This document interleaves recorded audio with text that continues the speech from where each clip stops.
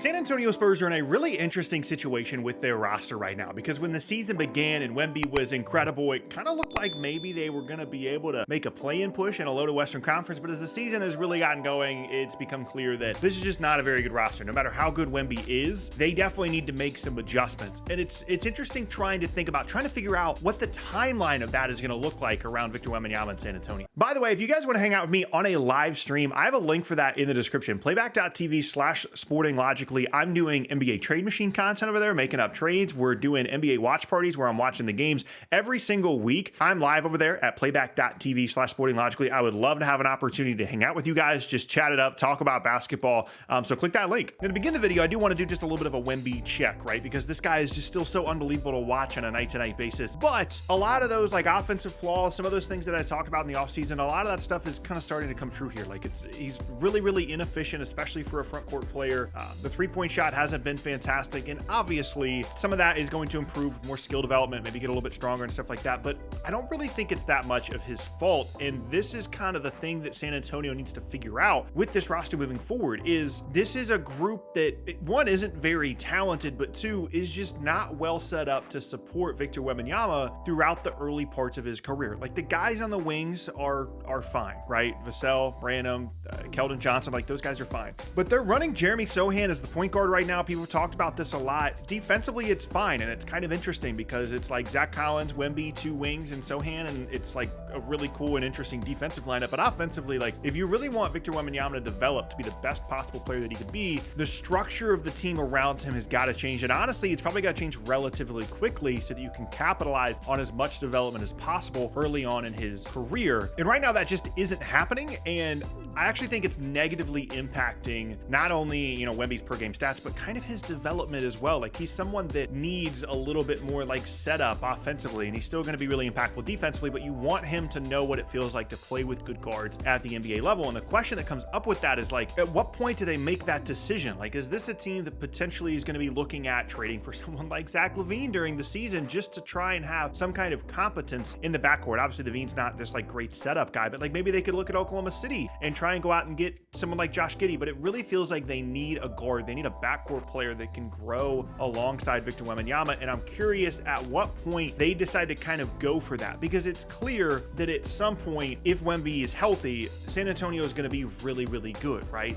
He's going to be that level of player that almost regardless of what you put around him, as long as it's decent, you're going to be in contention to win 45, 50 games and be a good basketball team. And you want to make sure, obviously, that you continue to accumulate assets and have high draft picks and have good players around him. But you have the most difficult thing possible to find right now. Having a player on the level of Victor Wembanyama that has the potential that he has if he stays healthy and all these different things. I mean, he could legitimately be like an MVP caliber player within the next 5 seasons. And once you get to that point, you want to make sure, one, that he's had a relatively easy road getting to that point, having good players around him, but also you want to make sure that you have some assets left to continue to build. And so it's this weird kind of back and forth of, we might be really good earlier than we thought, which means the rest of the roster isn't going to really have time to catch up, which means maybe we need to have, a LaVine or a Giddey or somebody that's kind of already been in the league for a little bit that is going to kind of help accelerate this process. Because even though I do like some of the wings, that's kind of all that I like on the roster right now. And San Antonio does still deserve a lot of the benefit of the doubt because of how well they've been able to develop some of these late first round picks and some of these guys that have been picked outside the lottery. Like they definitely deserve,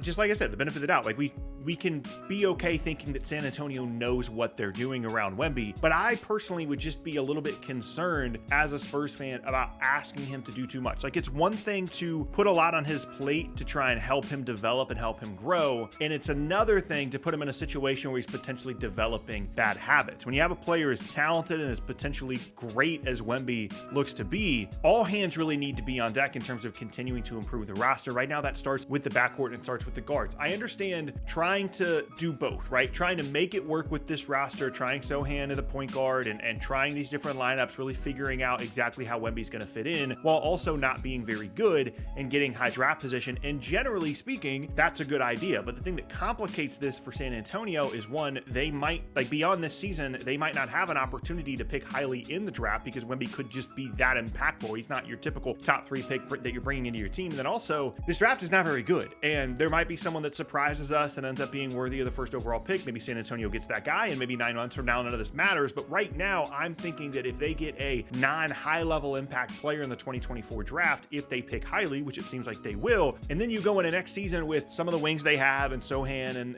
and a guy that kind of projects to be kind of on that same level that they get in the 2024 draft, at what point do you start looking around and thinking that you need to add some real, like, actual players to this? They've got some extra picks from the DeJounte Murray trade. They've got some extra picks from Chicago. They've got plenty of assets. And this isn't typically the way that I think about roster construction in terms of going for things a little bit early, but things are so bad in terms of complementary playmaking guard kind of players around Wemby that it is something that I would give a lot of consideration to if I was in San Antonio right now. And like I said, this would be so much easier if this draft class had a couple of players that everybody was really excited about, especially in the backcourt, but that's just not the case. And I've kind of gone away too a little bit from thinking all the time that teams need to be, you know, tanking year after year after year, because one, the draft is just always kind of a catastrophe at the top, and it's really like a 50-50 shot if you're going to get someone that's actually good and really incredibly helpful for you long term for most prospects when you're picking inside the top 10. But also, when you look at kind of what Oklahoma City has managed to do with the Pelicans, these kinds of teams that have kind of done both, right? Like they've been able to get a little bit of a head start on things and have really good players while also getting high draft picks. And there's a lot of flexibility and versatility there. And I think San Antonio has an opportunity to do the same thing because they, just like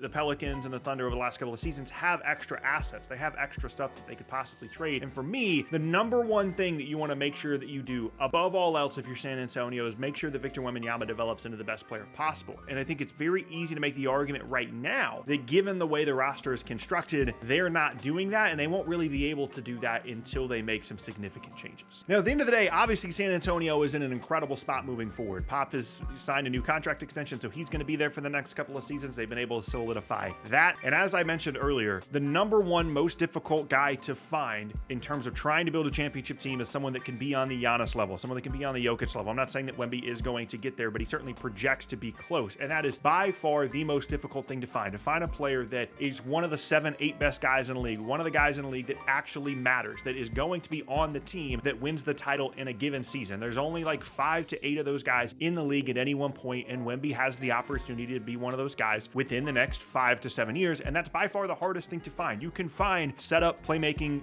guards around that guy. You can find shooting around that guy. You can find front court depth and bulk around that guy. That's not that difficult to find. I'm thinking about the timeline around Wemby a lot because I really, really want to make sure that he is as good as he possibly can be. And really the only question at this point is if this roster construction with very limited guard help is the ideal way or the best way to build around Wemby and to fully evaluate him and develop him, or if there's a better way to do this that involves, yes, giving up some assets, maybe accelerating things a little bit, but in the long term, it's better for the team and it's better for the franchise because Wemby is that much better in terms of his development. It's a complicated situation, San Antonio, because I don't think they really expected to be any good, and then they started the year like 3-2 with some impressive wins against Phoenix and have been terrible ever since. But to me, these are things that I'm already starting to think about in terms of the future of the Spurs.